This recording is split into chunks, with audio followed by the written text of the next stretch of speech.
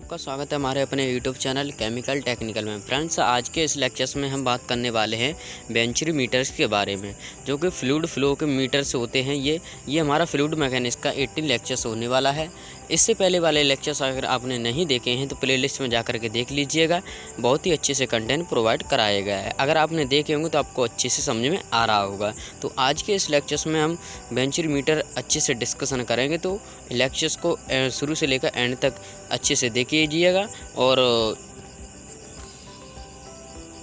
अभी तक आपने टेलीग्राम नहीं ज्वाइन किया है तो टेलीग्राम ज्वाइन हो जाइएगा। वहाँ पे आपको न्यूज़ से पहले अपडेट की जाती है और आपको कंटेंट भी पहले ही वहाँ पर अपडेट कर दिया जाता है। तो इसलिए टेलीग्राम अवश्य ज्वाइन कर लें। तो आज का इस लेक्चर्स को शुरू करते हैं। तो पहले इसकी डेफिनेशन जान लेते हैं। तो हम डेफिनेशन थोड़ा सा वॉइस पर ध्यान दें कि हम डेफिनेशन आपको बता रहे हैं कि ये ऐसा यंत्र है, ये एक ऐसा यंत्र है जो किसी भी पाइप में फ्लूइड के फ्लो हो रही मतलब फ्लूइड के फ्लो होने की रेट को बताता है। उसे बेंचरी मीटर कहते हैं। इसका प्रयोग हम ऊर्ध्वाधर, क्षैतिज और नत कोण में सभी प्रकार से इसका प्रयोग कर सकते हैं। उसके किसी भी पॉइंट में पाइप में फ्लूइड के फ्लो होने के किसी भी पॉइंट पर हम इसको लगा करके वहाँ का ये उसका फ्लो रेट हम ज्ञात कर सकते हैं इससे। ठीक है, तो ये है बेंचरी मीटर की थोड़ी सी डेफिनेशन। अब इसमें थोड़ा सा आपको डिस्कशन करेंगे। ये आपका फिगर्स है। तो इसमें क्या है, ये आपका पार्ट 1 है, सेक्शन 1 है, ये सेक्शन 2 है। ठीक है, तो इसमें ये फ्लूइड जो फ्लो हो रहा है, आपको ये फ्लो अप ड्रीम मतलब इधर से फ्लो हो रहा है फ्लूइड। ठीक है, इधर से क्या हो रहा है, डाउन स्ट्रीम मतलब इधर से निकल रहा है, इधर से इन हो रहा है, इधर से आउट हो रहा है। ठीक है, तो आपको ये समझ में आया। फिर उसके बाद क्या करते हैं हम, इसमें थोड़ा सा ये आपको मैनोमीटर लगा हुआ है। ये पाइजोमीटर क्यों लगाएगा, ये प्रेशर को मेजर करने के काम आता है, क्योंकि यहाँ पर प्रेशर इसका अधिक है। जैसे यहाँ पर एरिया कम होता गया तो इसका प्रेशर क्या होगा, डिक्रीज होगा, मतलब कम होगा। ठीक है, फिर यहाँ से क्या होगा, यहाँ से प्रेशर फिर बढ़ना स्टार्ट हो जाएगा, क्योंकि एरिया बढ़ता जाएगा तो प्रेशर मतलब बढ़ता जाएगा, मतलब प्रेशर इसका कम होता है। यहाँ पर अलग प्रेशर होगा, यहाँ पर अलग प्रेशर होगा। ठीक है, यहाँ पर भी अलग प्रेशर होगा। ठीक, तो ये आपको समझ में आ गया। प्रेशर 1 ये P1 है, ये P2 है, ये आपको समझ में आ गया।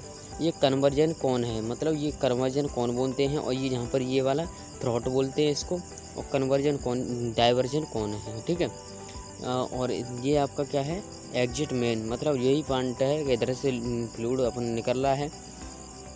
और जिस सेक्शन बने हुए हैं, इनकी हाइट है जो कि समान होगी दोनों की। इधर से इसकी हाइट समान होगी, तो ये आपका Z1 और Z2 होगा। वो क्या होगा, Z1 = Z2 हो जाएगा। ठीक है, ये दोनों इक्वल हो जाएंगे। मुझे दोबारा समझाने की कोशिश मतलब समझाने की द्वारा आवश्यकता ना पड़े, इसलिए मैंने पहले ही बता दिया है आपको कि Z1 Z2 क्यों इक्वल हैं, क्योंकि इसका एरिया और इसका एरिया, दोनों का एरिया क्या है, समान होगा, इसलिए ये क्या होंगे, इक्वल होंगे Z1 Z2। ठीक है, इसकी हाइट जो भी, जैसे प्रेशर ये फ्लूइड फ्लो होगा इसमें, तो ये क्या होगा, जिधर प्रेशर ज़्यादा हो जाएगा उधर ये क्या होगा, कम ज़्यादा होता रहेगा। जैसे कि मैं आपको वीडियो दिखा रहा हूँ, ये कि देखिएगा, जैसा कि आप लोग वीडियो में देख पा रहे हो कि ये आपको फ्लूइड फ्लो हो रहा है, आपको दिखाई दे रहा है। ठीक है, जैसे कि यहाँ से आया तो यहाँ पर प्रेशर इसका बढ़ गया, यहाँ पर कम हो गया, ऐसे करके ये फ्लूइड फ्लो हो रहा है। तो इसमें क्या हो रहा है, जहाँ पर प्रेशर आपको ये आपको दिखाई दे रहा है, देखो कैसे चल रहा है, इंक्रीज होता है, डिक्रीज होता है। उसी हिसाब से ये पाइजोमीटर जो भी लगा हुआ है आपका प्रेशर मेजर करने के लिए, वो ऐसे इस तरह से वर्किंग करता है। तो ये है इसका वर्किंग प्रोसेस, मैंने दिखाया पहले ही। फिर उसके बाद हम समझ लेते हैं इसका थ्योरेटिकल डेरिवेशन समझते हैं। अब तो इसका डेरिवेशन समझते हैं। देखिएगा, consider a venturi meter fitted in a horizontal pipe, मतलब हॉरिजेंटल पाइप में ये क्या है, आपका कसा हुआ है, हॉरिजेंटल पाइप में कसा हुआ है, through which fluid in flowing. ठीक है, मतलब जो हॉरिजेंटल पाइप में कसा हुआ है वहाँ पर क्या हो रहा है, फ्लूइड फ्लो हो रहा है। ठीक है, वहाँ से फ्लूइड की, तो D1 इसकी क्या है, डायमीटर ऑफ इनलेट इस सेक्शन 1। ठीक है, मतलब जो भी डायमीटर इनलेट का मतलब समझते हो, जो इन हो रहा है फ्लूइड, ठीक है, उसकी डाया है D1। प्रेशर P1 है जो कि सेक्शन A, मतलब प्रेशर जब फ्लो हो मतलब इन हो रहा है। ठीक है, वेलोसिटी V1, सब वेलोसिटी ये भी आपका सेक्शन A के ही पार्ट्स हैं। ठीक है, एरिया आपका है पाई/, ये आपका किसी अनुप्रस्थ कांच का क्षेत्रफल का एरिया ये होता है π/4D1² होता है। ठीक है, ये हो जाएगा। फिर ऐसे इसी प्रकार से हम ये इसको नाम दे सकते हैं। सेक्शन 2 के सभी के नाम हो गए ये वाले। फिर हम क्या करते हैं, इसमें बर्नौली इक्वेशन का प्रयोग, बर्नौली थ्योरम का प्रयोग होता है। जैसा कि मैंने आपको वीडियो लेक्चर बताया था बर्नौली थ्योरम का, तो आपने समझा होगा, क्योंकि बर्नौली थ्योरम का इन्हीं सभी में प्रयोग होने वाला है, बर्नौली थ्योरम। ठीक है, तो इस बर्नौली थ्योरम पर बेस हैं ये सभी। तो बर्नौली थ्योरम हमें पता है, तो आपको बताने वाला है आपको, तो ये समझ में आ रहा होगा। बर्नौली थ्योरम आपको ये है, ठीक है। तो बर्नौली थ्योरम हमने लिख लिया। फिर Z1 Z2 हमने क्यों बताया था, क्योंकि पाइप इज हॉरिजॉन्टल, पाइप क्या है, हॉरिजॉन्टल है, तो उसका एरिया जो भी होगा उसका समान होगा दोनों इन और आउट में। ठीक है, ये आपको यहाँ पर संकेत दे रहा है। तो ये हमने कर दिया, तो दोनों इक्वल हो गए। तो फिर उसके बाद हमने क्या किया, यहाँ से हमने आपका ये दोनों सेपरेट कर लिए। सेपरेट यहाँ पर सेपरेट किया है, कुछ नहीं किया है, यहाँ पर सेपरेट किया है। ठीक है, ये प्रेशर वाले अलग कर लिए और क्या क्या वेलोसिटी वाले अलग कर दिए। ठीक है, फिर उसके बाद आगे आता है हमारा जी, क्या है आपका ये P1 - P2 upon rho g is the difference of pressure head, मतलब इसका प्रेशर हेड है जो डिफरेंस है। तो इसमें हम H हॉरिजॉन्टल नाम दे देते हैं। तो हॉरिजॉन्टल नाम देने के बाद इनको H = V2 स्क्वायर, ये आपका ये हो गया। ठीक, आपको पता चल गया। फिर उसके बाद अप्लाई होती है यहाँ पर कंटिन्यूटी इक्वेशन। कंटिन्यूटी इक्वेशन कब अप्लाई होती है, ये ध्यानपूर्वक सुनिएगा।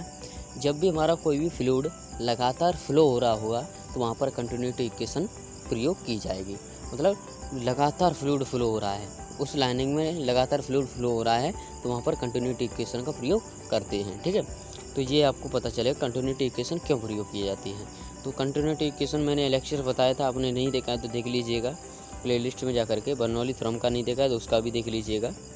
तो ये कंटिन्यूटी इक्वेशन लगने के बाद, जैसे कंटिन्यूटी इक्वेशन का ये फार्मूला है, उसी हिसाब से हमने यहाँ पर फार्मूले के आधार से हमने V1 की वैल्यू रख दी, V2 की वैल्यू रख ली। ठीक है, तो ये आपका ये फार्मूला बनता है। इतना तो आप जानते ही हो, कैलकुलेशन तो आप समझते ही हो।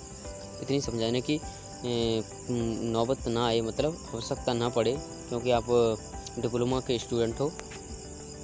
फिर उसके बाद आगे हमने इसी प्रकार से हमने क्या किया, V2 की वैल्यू रख लिया। ठीक है, ये V2 की वैल्यू रख ली। फिर उनको हमने क्या किया है, जो भी डिस्चार्ज हो रहा है उस डिस्चार्ज दोनों का क्या करें, A2 और V2 की वैल्यू रख करके हमने यहाँ पर ये आपका रो GH है, जे अंडर रूट में मतलब वर्गमूल ले लिया है, किसी का वर्गमूल ले लिया, यहाँ से वर्ग उसको ट्रांसफ़र किया तो वर्गमूल ले लिया, तो वर्गमूल जिसका ले लिया तो वो तो बाहर आ गया वर्ग जिसका अंडर रूट से, और जो उसका वर्गमूल नहीं हुआ वो अंडर रूट के अंदर ही रहा। ठीक है, तो ये क्या है आपका थ्योरेटिकल, और वो थ्योरेटिकल है जी, थ्योरेटिकल फार्मूला है। ठीक है, और जो भी एक्चुअल फार्मूला जो भी होगा वो आपका क्या होगा, एक्चुअल फार्मूला आपका ये वाला निकल के आ रहा है, actual which be less than theoretical discharge, मतलब थ्योरेटिकल डिस्चार्ज वाला फार्मूला ये रहा और आपका एक्चुअल फार्मूला ये रहा। आप लोग इस फार्मूले को अच्छे से ध्यान रखें।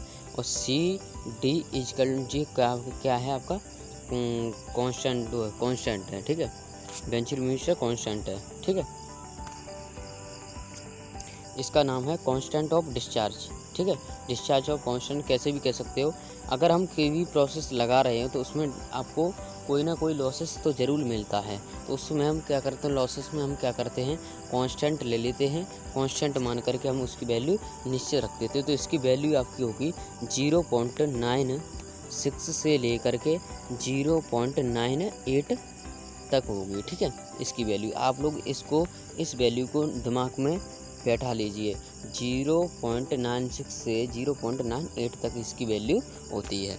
तो आई होप इस लेक्चर्स के माध्यम से मैंने थोड़ा सा जो भी बेंचुरीमीटर के बारे में आपके साथ डिस्कशन किया, तो आप लोगों को अच्छे से समझ में आया होगा। तो इस लेक्चर्स को लाइक करिएगा और अपने दोस्तों में शेयर करिएगा, और चैनल पर नए हो तो चैनल को सब्सक्राइब कर लीजिएगा, ऐसे बेल आइकन प्रेस कर लीजिएगा ऐसी लेटेस्ट कंटेंट पाने के लिए। और टेलीग्राम अवश्य ज्वाइन हो जाएगा। तो मिलते हैं नेक्स्ट लेक्चर्स में नेक्स्ट कंटेंट के साथ, ऐसे ही मज़ेदार कंटेंट होगा। तो मिलते हैं, तब तक के लिए जय हिंद, वंदे मातरम।